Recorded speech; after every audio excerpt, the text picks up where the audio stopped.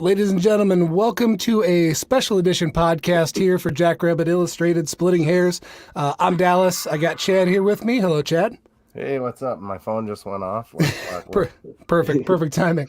So super happy. Couldn't be more pleased to be here with our guest, Chris. We're going to chat. I've never talked to a Super Bowl champion before, so this is pretty cool. I'm kind of geeking out a little bit, to be honest with you. So yeah, I got Chris Oladokun here. We're going to talk, what he's been up to, what it's like this year. I'm really excited to kind of hear about the grind and just what the season was like for him. We're going to go back, talk a little bit of 21 SDSU stuff, a little bit of Frisco, and just kind of let it roll from there. For sure. Anybody that is watching live here, I'll bring this up a couple of times. If you got questions, go ahead. If you're on Facebook or YouTube or whatever, pop it in the comments. Chad will get to those. Any questions that you might have for Chris. Before we dive in here real quick, couple sponsors we got to mention. As always, headline sponsors, going to be Drake's Place in Bowdle. Thank you very much. Supported us, have been awesome from the word go. If you are ever in the area, make sure you pop in. Check out what they got. We always outline all the great food specials, everything that they have, okay? Other one's going to be Cottonwood Coffee and Bistro in Brookings. Chad, I was actually there. When was I there? It was last Friday, right? Okay, Did I tell you that? I texted you. I told you about it, but yeah, I stopped in. Yeah. I need you to help keep track of stuff for me, man. That's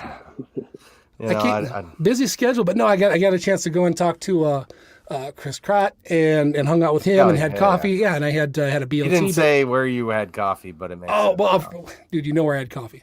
So anyway, it was awesome. Anytime you're there, if you're in Brookings, stop by. Great food, great coffee. They're the best. So anyway, all that out of the way. Again, Chris, welcome. Thank you so much. How you doing? Great, man. I appreciate you guys having me on. I like what you guys do. Obviously, being at SDSU, I sort of kept up with the podcast a little bit. So. Oh, that's awesome. Well, thanks for listening. Yeah, for sure. That really does mean a lot, and it's funny every time I hear somebody kind of quote it or something. So no, I appreciate that. Actually, sorry, funny side story. Nobody's here to listen to me, but I got to share this one. When I was in Brookings, I stopped in and talked to Stig, who's got a teeny tiny little office in the Hyper now, and it's actually where they were storing the Jackrabbit mascot costume at the time. Mm-hmm. But he was talking and he started saying, well, I'm not real good with technology and this and that. And I realized he was actually apologizing for not listening to the podcast. And I had to say, Stig, it's okay. You are not our core demographic here. You're not who we're after. But anyway, yeah, he's the best. But anyway, thank you again. Let's dive in. I think maybe to start out with here, I'm curious what this last year was like for you. You want to kind of talk through. Start wherever you want, honestly. Yeah. Obviously, it leads to the ultimate prize here, but just talk about your year a little bit. It was definitely a surreal year, getting drafted obviously is something that, I always dreamed of since I was a little kid. And so, getting drafted to Pittsburgh and getting there and really figuring out like how to be a professional in the NFL. And then obviously getting cut right after camp is not always a great feeling, but I'm glad I experienced it because then I ended up, obviously going to Kansas City, and I just feel like it's a perfect spot for me. And it's been crazy. I grew up and like if you watch my pre-draft interviews, everyone asked me who I look up to when it comes to quarterback play, and I always said Patrick. And now we're boys, and it's all pretty crazy how life works sometimes, for sure.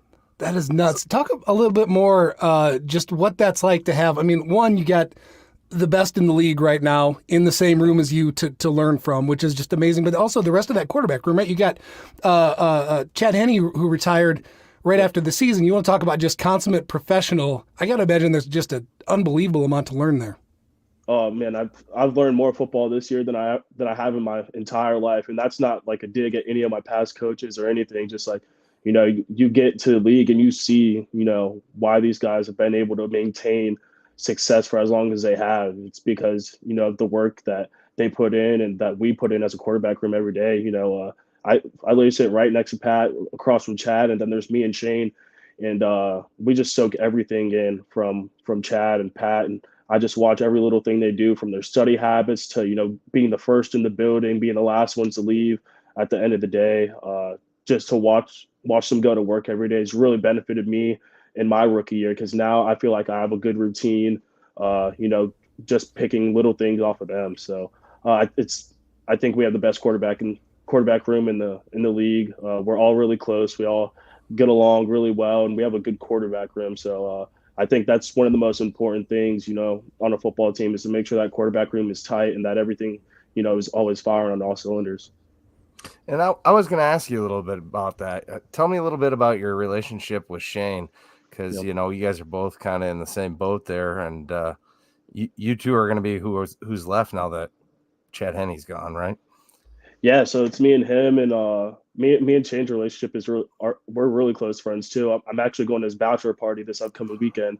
So yeah, no, we all obviously we're all competitive. We all want to play and earn our spots, but at the same time, I don't think we don't let anything that goes on the field affect our relationships off the field, which is awesome. Especially getting there, a week before the season, they were already a close quarterback room.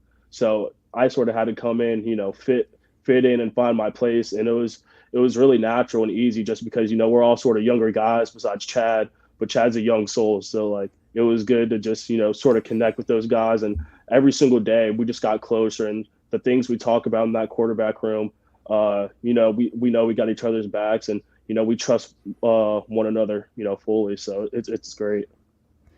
You made all those old guys happy calling somebody a young soul. That appreciate that. Yeah, for sure. So I'm interested. You mentioned that jump and how much you learned this last year. And the only thing that, not very many people have that experience or know exactly what you're talking about. But the only thing that I could draw back on is there's that jump from high school to college, and you get to that first week of camp and you're like, why didn't anyone tell me all this? Right. Yeah. I still remember that blowing my mind. And I imagine it's even more so stepping into the NFL. Talk about that a little bit, what that jump, that learning curve is like. I mean, like they say, I mean, all these guys are the top, 1% in the world, best at what they do. And so, in college, in high school, there's only going to be maybe a couple guys from your team that go and play, college football. And then, you have, some guys in college that maybe aren't as good, especially, at lower division schools, but like are great teammates and everything like that. But like when you get to the league, like from the starter to the fourth, fifth string guy, like all these guys are dudes. Like I just remember my first practice in Pittsburgh, and I was like, man, like that guy's probably gonna be one of our starting receivers. And then I look at the depth chart last year, and he was like a six guy, and on the practice squad. And I'm like, these guys are so talented. So everything, especially from a quarterback perspective, everything's about timing, and because all these guys are flying around. You see D linemen running 4.4s now, which is also crazy. So it's really, the speed is a lot faster, but I think it's more of a mental more than physical thing, in my opinion, especially at the quarterback position. I just want to kick it back just a second, Dallas, if you'd oblige me. Have you been able to take a beat to sit back and realize that your dream that you've had since you were as a kid, like not only did you make it to the NFL, because that happened, right? Yeah. But now you've made it to the pinnacle and you've won a Super Bowl. And have you been able to completely process that yet? I don't think fully yet. We had a couple nights of partying, so definitely didn't really like soak it in. Like it was like, yeah, we knew we won, but I think getting back here and talking with my family and stuff, and like all my boys here, I got to see them this weekend. It's just like, wow, like you're really a Super Bowl champion. So I think it's starting to set in a little bit, but it's just an unreal feeling, to make it to that top, because I didn't win any championships in high school.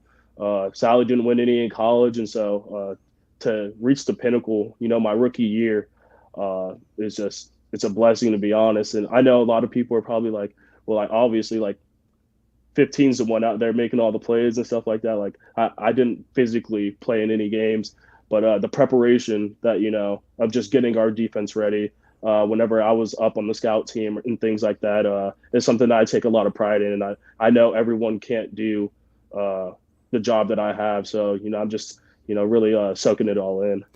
So let's expand on that a little bit more, because I'm curious. Let's talk about just the operation in the job of being professional athlete, because you're right, like you called it out that 15's out there making the plays, but this is it's a giant organization. And, I've talked about with people that, all right, for every person that you can name off, there's 3 more behind them that are putting in the work too and getting reps. And for every one of those, there's 4 more that maybe aren't seeing the field or maybe just a little bit of special teams. And for every one of those people, there's 30 more that are at home waiting for their phone to ring, right?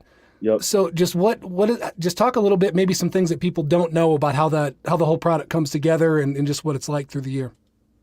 Well, like you said, it's a huge organization, and everyone's got to be on their P's and Q's from Pat all the way down to the janitor. And we talk to the janitors, we talk to the people that give us our food every day, because it really does matter. Every little thing matters. Like if we can't eat, if we don't have a good lunch before practice, then we're going out there sluggish. So like we need every single person in that building, and I think Coach Reed does a really good job of making sure that we stay grounded. It's all about the work in our building, and especially like the QBs. We get in there around 6:30 in the morning, and we don't leave most days until 6:30 at night. So it's a full day, it's a full grind, and I think the most important thing is just having that leadership and having Coach Reed, at the helm, and then it just trickles down from Pat, Travis, Chris Jones, all of our leaders. They do a really good job of holding us accountable and making sure we don't really have any bad days, and are always firing it at all cylinders. So we did have one comment roll in. It was just a comment. Jim Poppin wanted to say thanks for your time leading the Jacks. We're fortunate to have you, and I kind of want to follow. Yeah. Sorry, I kind of want to follow that line of thinking. So in my world, I believe that champions have a championship mindset, right? And I'm sure that you spent time with Chris Croct, who Dallas talked about having coffee with. Did having the championship mindset at SDSU prepare you for the championship mindset, further down the road here in the NFL? Do you see a lot of parallels between what they do at KC and SDSU? And talk a little bit about that, if you would. Yeah, 100%. It's funny you say that, because I take it all the way back to like my freshman year at USF, and that year we were really good. And even though we didn't win the conference championship, we had that championship mindset. We're ranked the entire year. And then through a couple of my like middle years in college, we didn't have that championship mindset, and our record wasn't as good. So when I got to SDSU, it was like a breath of fresh air, because as soon as I got there, we weren't talking about like winning 7 games or winning the conference. Like it was always, we're trying to win the national championship. And in Kansas City, that's the same thing. Every single day in the team meeting, the first thing that's popped up is a Lombardi trophy, and then the word edge. And so our thing is really just having that edge. And every single day, it's just a mental tap. You see that Lombardi trophy. So when you're tired and the days are long, and you're like, dang, well, I really don't want to lift, or I don't really want to do this or that. But you see that Lombardi trophy, you're chasing after something. And I think that's something that Chris Cropp does really well, and reminding us, what the goal is every single year. And I mean, that's part of the reason they won this year. You mentioned Coach Reed, and it's funny. I obviously made the parallel and was connecting my mind, obviously, the different players and the people that you're involved with. But in my mind, like Andy Reid is this kind of like legendary level coach. And it actually didn't really click that, yeah, Derp, that's your coach. I hadn't thought about that. So like, can you, like, one, just what is that like? And two, like, what are the similarities? What's similar and what's different to the way that a head coach has to carry himself and behave in the NFL versus other levels?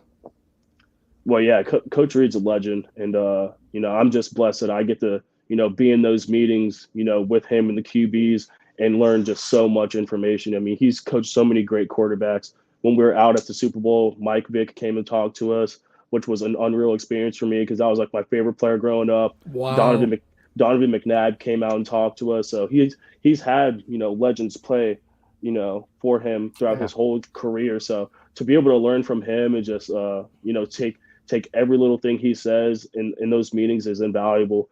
And, being a coach in the NFL, like a head coach, at the end of the day, like, we're all professionals. We all get paid to do our job. So it's really everyone's accountable for themselves. And, in college, you have class, you have, you have stuff going on in your social life at school. Like there's so many different factors that coaches sort of have to manage more, I'd say, in college, just because you have guys getting in trouble. You have to worry about guys' grades and all the other stuff that comes with, being a college coach. So I'd probably say that's the biggest difference.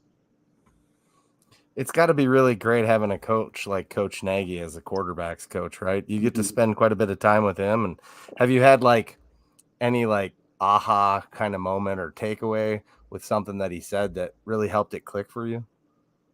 Yeah, having Coach Nagy in the room has been great. Like I don't even know if people know, but Coach Nagy is probably one of the coolest coaches like I've had. He keeps the room really laid back, which makes it a fun environment. Every single day to go to work, and we're gonna get our work done 100%, but we're also gonna have a good time doing it.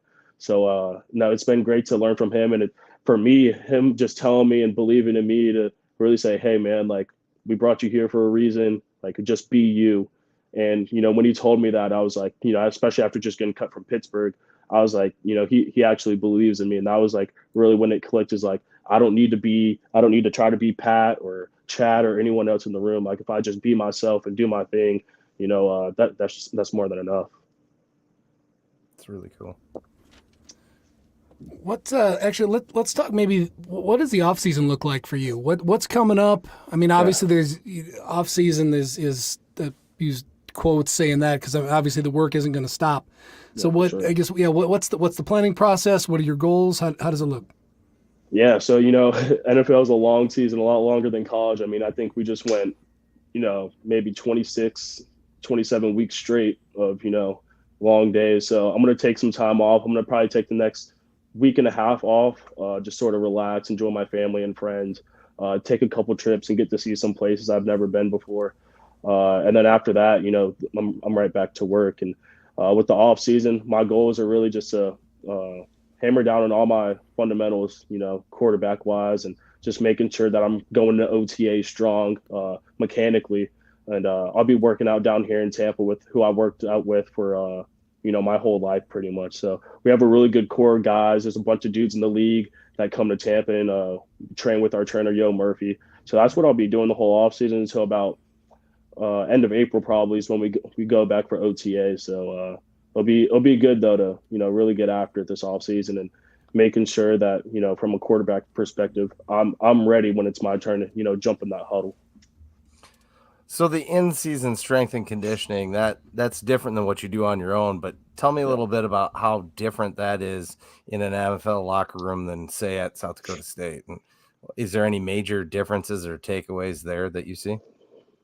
Yeah, I mean the season's so long, you're during the week you're lifting, but you're not setting PRs and trying to throw the weight room around. I mean, some guys are just because they're meatheads, but for the most part, you're just making sure you're feeling good, keeping the soft tissue muscles, good, like your hamstrings and things like that, just in your shoulders.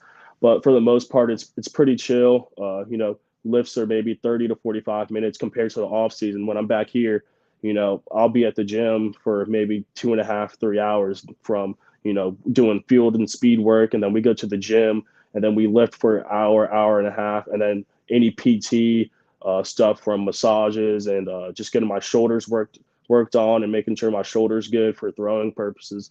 So I'd say that's the biggest difference. The off season's the time where, you're trying to set new PRs and things like that. And then as a quarterback, especially for me, it's staying in the playbook as well too, because trust me, that NFL playbook it's for real. It's long, and we gotta know everything, especially at the quarterback position. And Coach Reed puts everything on the quarterback, which I mean, you gotta love that as a quarterback to be able to control everything. So I'd say that's the biggest thing. Yeah, that helps. Staying in that playbook's got to help with that timing, right? Because like you said, it's all about that timing. 100%. You got me thinking about something. This is kind of off topic here, but obviously you've got a job, but there's a lot of guys that don't. And XFL just kicked off yesterday. We got USFL. For guys that are on the cusp, like what does that? Do you have a feel for what that means just to football in general? Just to have those other platforms. Like I personally am really excited about that. I think it is great for the game. Yeah, no, I agree with you. I think it's great for the game. It gives guys, the ability to show that they belong, in the NFL and give them another platform to, play the game they love. Because, none of us can play this game forever, but, uh, anyone that's in this industry understands, it's a tough business. And so the fact that there are other leagues, that guys can go out and showcase their skills, I'm all for it. I've talked to my agent about it with, some of his clients that he has, and him putting them in XFL games and stuff like that. And I actually just got done watching the Battlehawks. I don't know if you guys saw that game, but the rules are crazy. Like going for it on 4th and 15 instead of an onside kick, like 3-point conversions. Like it makes the game fun. And, after the NFL, you still get the chance to watch some football. So I think it's pretty cool. I wish I could have caught that, but I was too busy watching racing. Nah, it was crazy because one of my roommates actually plays for the Battlehawks, and I texted him after the game, and I was like, "Hey man, congrats!" And he's a perfect example of a guy that maybe just didn't get a shot in the league, and then but now he gets to showcase his skills. So I'm super happy for those guys.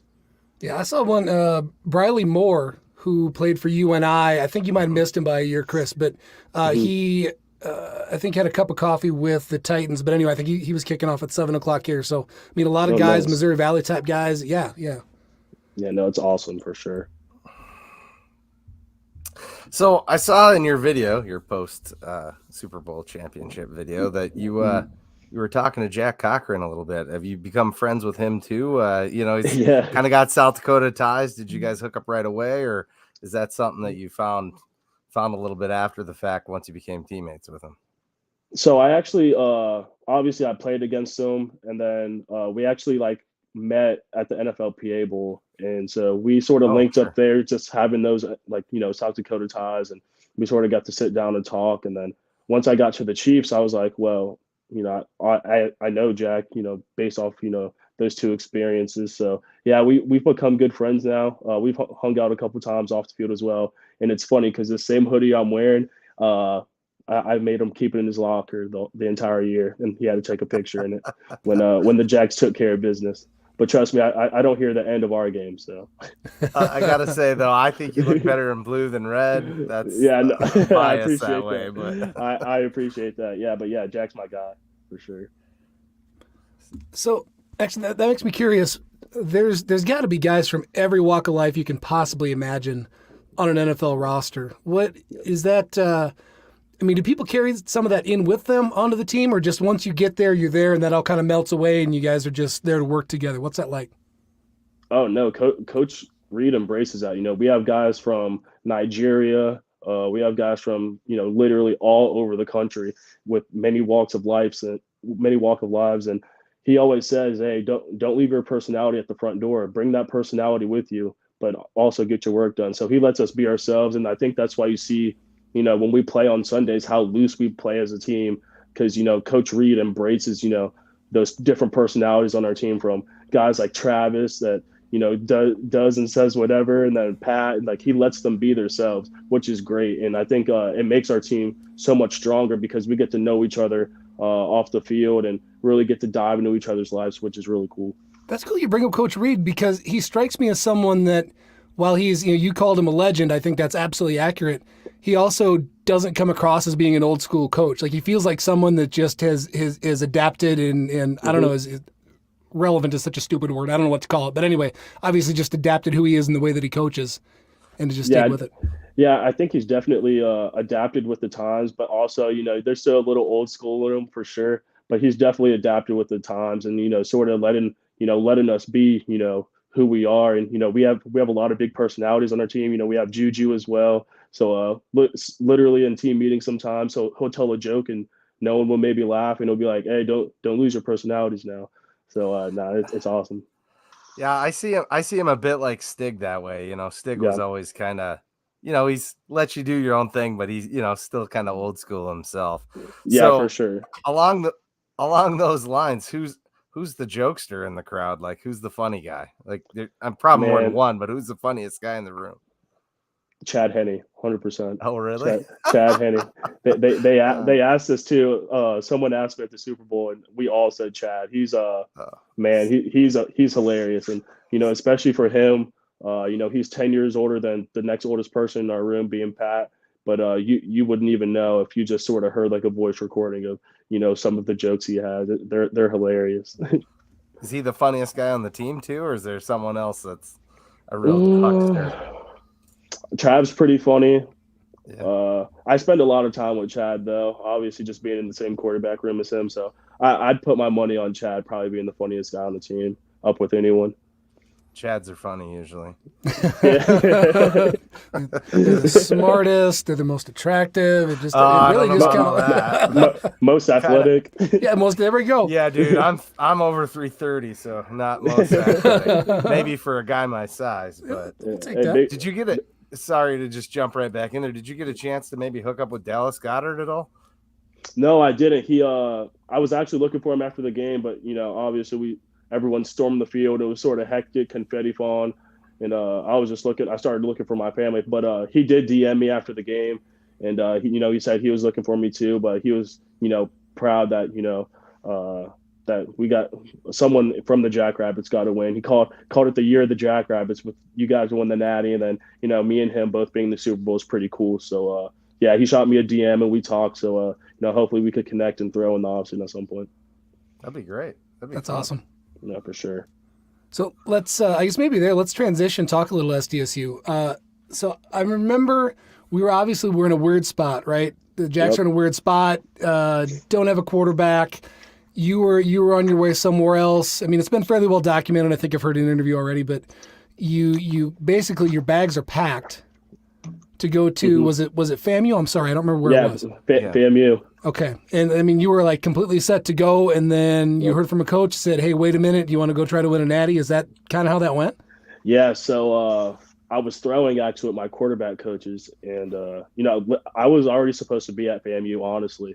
So it was sort of a blessing in disguise, because I was trying to get into like a master's program at FAMU, and I don't know why, but like the application kept getting delayed, and I just like had to keep reviewing stuff and getting all my transcripts. So I was already supposed to be there. So I'm in Tampa, and I'm like, all right, well, like I'm just gonna keep training until I go up there.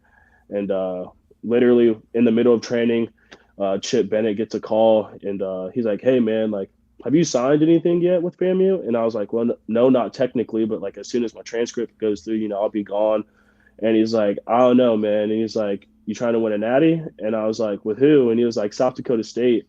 And I knew South Dakota State was like one of the top FCS schools, but I was like, shit, South Dakota, I'm a boy from Tampa. That's a little far. And he was like, listen, he's like, I'm going to give you their quarterback coach's number, which is Coach Lujan. Like, I'm going to give you his number. He's going to call you. He's like, just hear him out, see what they say, and, make the decision from there.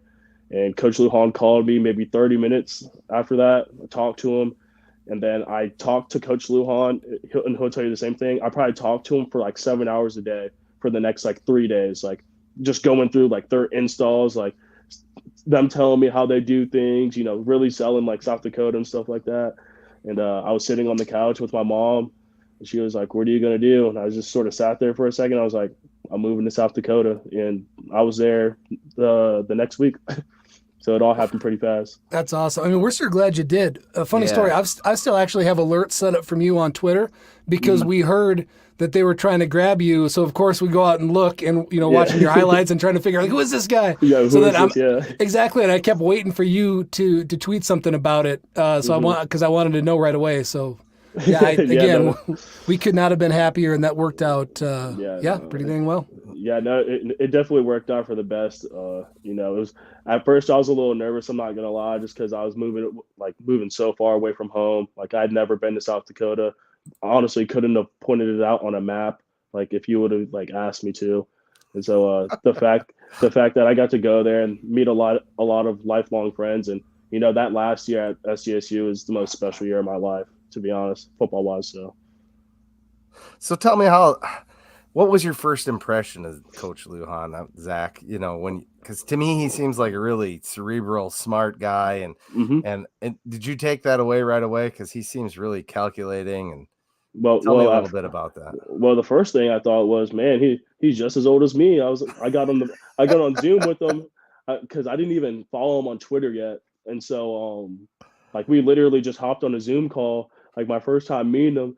And I'm like looking at this guy. I thought it was going to be like some like 55-year-old guy, like gray hair. And he pops on the screen. I'm like, this guy might be younger than me. But nah, he's Coach Lujan is a really smart football mind. And like the success he had this year as an OC, like I was not surprised at all. Cause like what he taught me when I was there, like he was my favorite quarterback coach throughout college for sure. You know, he's going to be a big time, you know, OC and probably head coach one day at a really big school. So I love Coach Lujan. He knows that, and it's cool. Like we had that open dialogue because he is only 2 years older than me. So we sort of spoke the same language, and he was able to figure out ways that I learned best, and I got that same energy from him. So it was great having him as my coach for sure. You're right. It's a little bizarre that South Dakota State is the hands down favorite to win the title next year, and basically our entire coaching staff still gets carded. Yeah, I saw that, and I was like, I just kept seeing updates like, oh, so and so's taking a job, so and so's. I was like, geez, what is going on? But I mean, honestly, that's what happens in college football. Especially when you're a team that goes to the Natty and you're FCS school. I mean, a lot of times bigger schools try to poach guys from the FCS that have had success. But I'm really glad that Coach Lujan still being there, and then Coach Rogers being the head coach is going to be awesome for the program. He's going to do a really good job. Yeah, we all think so too. So what about the snow and the cold? That had to be something that broke you in right away with South Dakota, right? I think it started snowing in like the middle of October, and my mom would always like look at the weather in Brookings, even though she was in Tampa. Like she'd always look at the weather, and one morning she texts me and she's like, "It's snowing." She's like, "Have you seen it?" I was like, how did you know that? And I look out my window and there's like 3 inches of snow in like October. I'm like, oh my gosh. I'm in for a handful. But honestly, I got used to it after, like the first month. But at first, it was really the wind is what got me in South Dakota. Yeah. I was like, it's so flat over in Brookings. I was like, I'd be walking up to the facility and I'm like, the wind's like knocking me over. I'm like, geez, this is rough. But I did say that Brookings probably some of the nicest people I've ever met, especially coming from Florida where, maybe you'll run into some jerks every now and then, but like the people in Brookings, they were awesome. They were so nice to me and my family when my family would come up. So I love Brookings. I've got an X's and O's question. Settle something for me here. And I'm actually kind of geeking out that I get to ask this because going through that entire season, right? So and I seriously, I legitimately probably wondered this 100 times through that whole season. So, the year before, Mark comes out of nowhere. I mean, surprises everybody except for probably him and his dad, right? Like, I mean, just absolutely all world. Run the piss out of him, and he blows out his leg right at the start of that game. And my assumption was that Eck was holding off running. Yeah, right, Jet? Yes, I was waiting for this. Yes, this has been bugging me for a year and a half now. And my assumption was, all right, when the playoffs come, Chris is gonna run. We're gonna see this. There's gonna be all these design quarterback runs. Nothing. We get another game into the playoffs. I'm like, all right, in the semis, they're gonna run him, and there weren't any. Was that a conscious thing? Can you talk about that a little bit? Because it really caught me off guard. Yeah, so it's funny you say that because when I first got to Brookings, one of the first things they showed me were like all these quarterback runs, all the quarterback powers and quarterback sweeps and everything. And I don't know, I guess the first 7-on-7 I had with the team, I must have been, I probably went like 10 for 10 with like 2 touchdowns, and they're like, all right, we're just gonna let this guy sling the ball and not get him hurt. But it was definitely something that was talked about in the building, not running me or not trying to run me on design quarterback runs, just sort of letting me improvise because that's one of the best parts of my game is just improvising in the pocket. And two, I mean, we had the 2 best backs in the FCS. We had Pierre and we had Isaiah, and then Amari even started to come along as the year went. So we felt like we had 3 of the best backs in the country. So, I mean, I didn't really need to run the ball that much. I do look back sometimes and I'm like, man, well, I wish I would have maybe ran the ball a little more sometimes just because I can use my legs. But, Coach Eck and them, that was the plan. And especially when you have a quarterback go down the year before, I don't think you want to make it back-to-back years with your starter going down. So kind of along those same lines, you talked about P. Who's the better quarterback, you or him? Because I think his QBR might be better than you. Man, don't even get him fired up Oh, he loves it. I know. because that's my guy. That's all he would ever talk about is you better look at that QBR. You better look at that QBR. So I mean, I'm sure if you ask P, he'll say him. But I mean, come on now. That's like trying to compare me to being a better runner than P. That's true. Right. And you're here to defend yourself, so clearly that's the answer. Unless he comes on, then he can argue that. But otherwise, it's you, obviously. Yeah, yeah, for sure. And you're the better runner too because you're here. Right. No, yeah. I am the better runner. He does know that. Yes. You heard it here first. So Kim Mensch wanted to ask how many Chiefs were playing the Drinko game during the parade, and was that your board? So that's a So have you guys seen like The Price is Right or watched The Price is Right? And they have everybody knows Plinko. Yeah. So we have a Plinko board in our quarterback room, and so that was like sort of our thing for the whole year. And it's just like a fun little like game we play every single week. For different various reasons. If you win a rep or if we like have like a little like it's Texas Tech and Texas are playing, and Pat's all riled up with Texas Tech, so we'd all sort of talk trash to him. And so that was our thing through the whole year. And so we're saying it the whole year, like, listen, we're going to make it to the Super Bowl. We're going to win. And he's like, Chris, you're taking the Plinko board on stage and we're going to make it a drinking game. So I took it home the night before the parade and I wrote Drinko on the top of it. And then on the bottom, I wrote like shots, chug beer, like different things. And so it was crazy. A fan actually did one too. Like I gave him a quarter and he dropped in, like chugged a beer. So yeah, no, it was pretty funny to have that. And I honestly don't know where it is right now. It's probably down in Union Station in Kansas City still. But the last shit, it's on eBay for like $10,000 right now. Probably the last place I saw it was a picture of me with it on the stage, and then I just remember that night I was like, well, I don't know where the Plinko board is, so we'll need a new one next year. Oh, that's pretty cool. Yeah. So speaking of winning and parties, you were in Frisco, right? Yep, I was. Let's talk about that. Talk about your experience getting to see everybody, what that was like just to experience. Yeah, it was awesome. It was good to catch up too with all the guys. Don was there, Backus was there, Tolu, Griff. Like those were the guys that I hung out with the most. Back when I was at school with them. So it was good to reconnect with them, and then with all the fans too. Just because it was a special moment for all of us because we felt like we had a part in them making it to the Natty too, just as 100%. Alumni. So it was great to see everyone and. I didn't know, but hey, Brookings came and showed out because there's a couple parties there. I was like, man, they're getting after it, man, right now. So I never got to go to any tailgate, so it was cool to tailgate with everyone. Oh, you missed the tailgate? I didn't know you weren't there.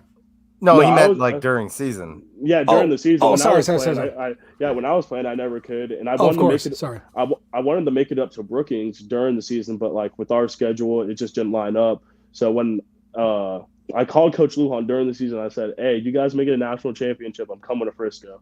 So the second the clock hit 0, I bought my ticket to Frisco. I'm guessing you got to have some of Tolu's gear, yeah? Oh, yeah, for sure. I have one of his jackets in my closet right now. Yeah, he's got some good stuff. Yeah, I actually wore – Tolu's a man. Yeah, I wore that hoodie the other day. I'm going to call him out again. He agreed to it afterwards, but at the tailgate, he agreed to do a Marvel podcast with me and Stacker, and we don't have it. Yeah, you guys are going to be on the podcast for 10 hours with those two talking about Marvel. Yep.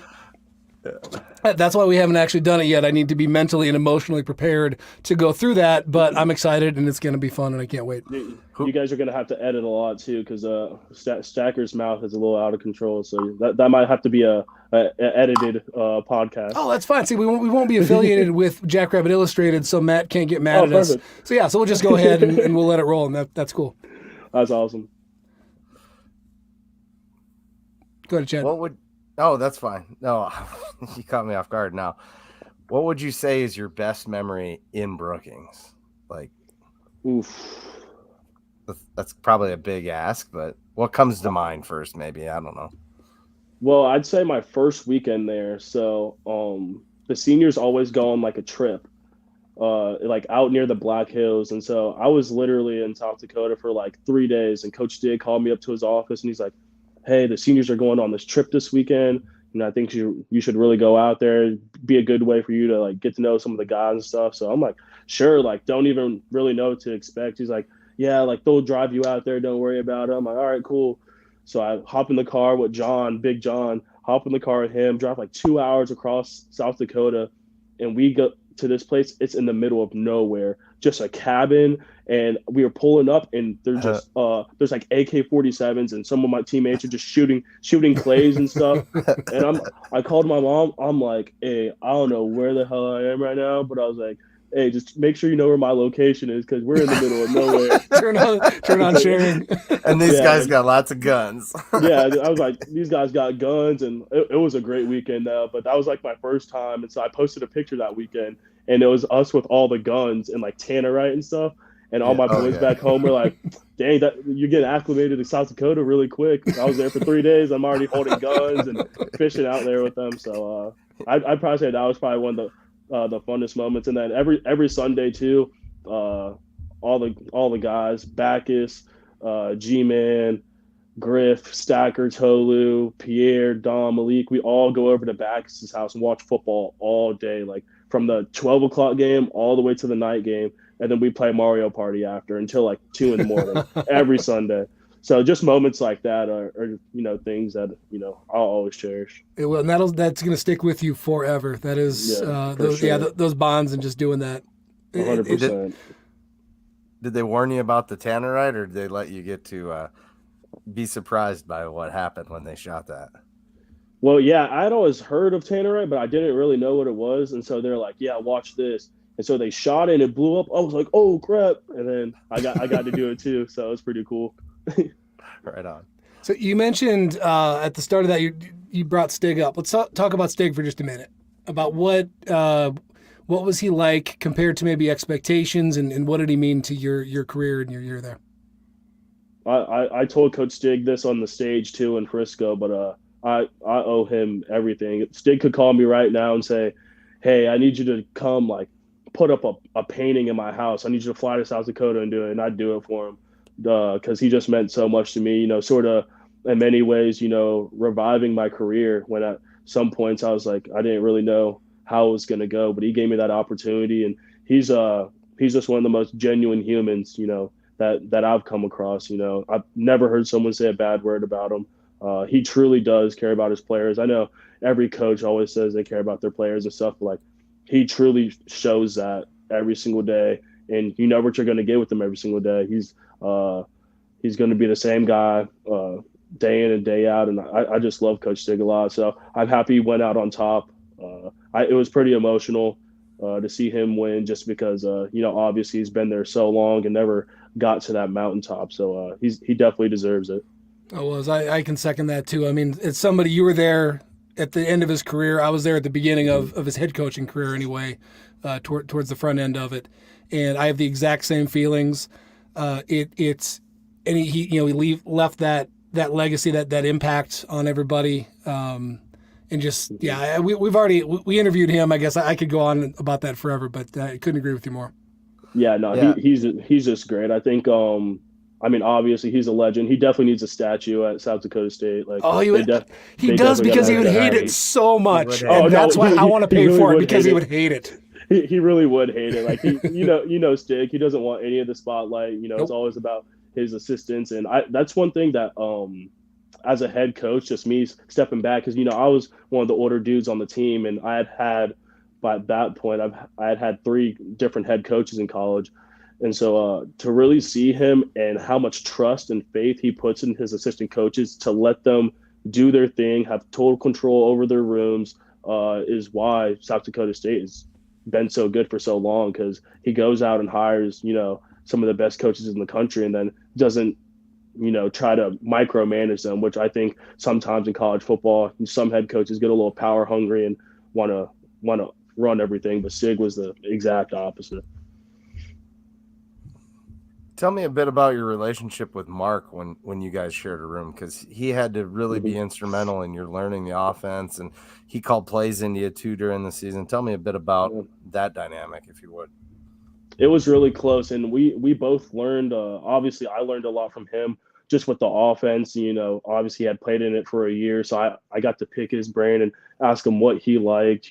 What he would maybe do differently with the offense, and that was with Coach Lujan as well, and then also me helping Mark. Him being a younger guy and me sort of being around the block a couple times on Sundays, I'd bring him over to my apartment and we just go through the whole game, and I just sort of show him how I took notes, because I remember when I was a freshman in college, like I didn't really know how to take notes. Like it's not something that you do in high school. So I think it benefited both of us tremendously, because I'd have him over and he'd be like, "Hey, well on this read, this is how we do it here," and vice versa. I'd be like, "Hey, this is how I take notes. Like this is how I watch third down. This is how I watch blitzes. This is how I look at coverages and things like that." So me and Mark have a great relationship. He actually just texted me the other day. He's trying to come. He was trying to come to Kansas City for the parade and stay with me. But obviously they're in school and stuff. But Mark has a really bright future, and I'm really proud. I'm really proud of the way he came back and led those guys this year. I think I saw a couple people like in the national media sort of talking about like maybe Mark might have fell off the first couple games, and then he just turned it on, and I was like, yeah, that's what I thought. And so I definitely keep up with Mark all the time, and I text him throughout the season to just, especially before big games, I just, hey man, go out and be you. So yeah, he's the second famous brother, because his other brother might be more famous.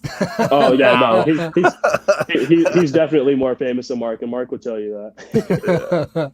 Yeah. He's such a great dude. Mark's dad might be more famous than him too. Potentially, yeah. Yeah, Potentially. not wrong there.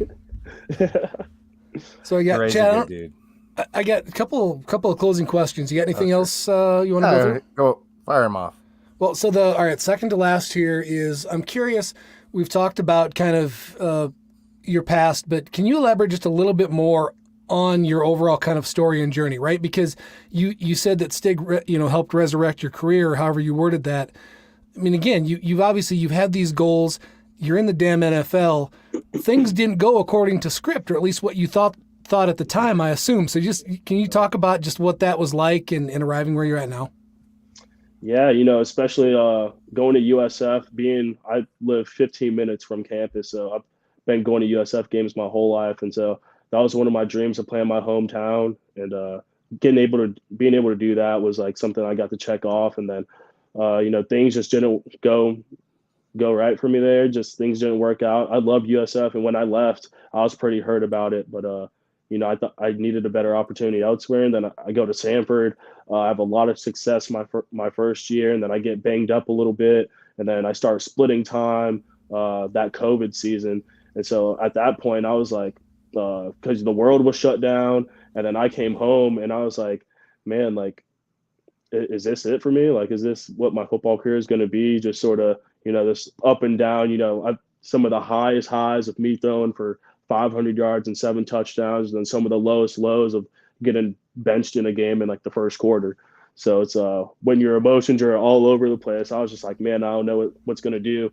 But at the same time, I have a really good support system with my family and my friends. And I have a little brother that plays college football, and I couldn't let him see me give up all my dreams, because he has those same dreams. And that's sort of what motivated me to, even work harder. And so I think, over the course of my career, just overcoming adversity, when things don't go your way, you have 2 options. You can either give up, or you can just fight back and work even harder.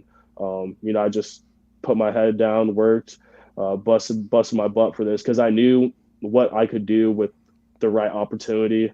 And so, leaving Sanford, at first I was like, I might just stay and ride it out, because I had good friends there. Might just ride it out, and then we'll see what happens. But I was like, I got to give myself a shot. Like, I don't want to look back 20 years from now and be like, well, dang, like maybe if you would have, given it another season, maybe you would have made it to the NFL. And so overcoming that adversity was huge. And I think it's, it's something that I live by. And, it was a wild ride, but, everyone has their own journey for sure. Yes, well, couldn't be happier to obviously, one, have that go through Brookings. Everybody is proud of you and grateful for the time that you spent there.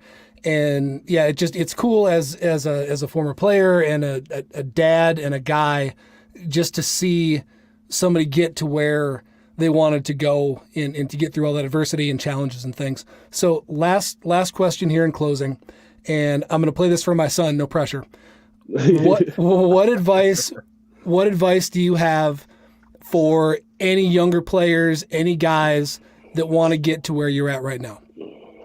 I tell everyone at the same time when I get asked this question, it's believe in yourself. If you don't believe in yourself, no one's going to believe in you. You can't expect someone to believe in you if you don't believe in yourself. And I think that was a part of my story too. Like, I've been told no so many times. Like, I could have easily turned my back and just said, all right, screw this. Like, I'm just going to go home and get a 9 to 5 and, go on with my life. But when I look in the mirror, I'm like, I'll tell myself like, hey, like, I believe in you, so let's get it done. So that, and then also just be a good person. I think that's something that's undervalued, especially in the athletic world. We're so caught up with, we're so competitive. Obviously, you want to be the best you can be. But, if you're just a good person, sometimes that's half the battle of just respecting people, earning the respect of your coaches, teammates, your peers. I think that's really important. And that's even in the league, that's a huge thing. Like, no one wants to play with a jerk. So I'd say those two things. That's awesome. Well, I tell you what, Chris, thank you so much for joining us. It means a ton. Everybody's proud of you. Can't wait to see you starting games. It's going to be coming real quick. Yeah, for sure. Yep. I appreciate you guys having me on. It was a blast for sure. For sure. Thank you. And thanks for your time. So Chad, with that, go big, go blue, go Jacks, buddy. Go Jacks, baby. Woo. Go Jacks.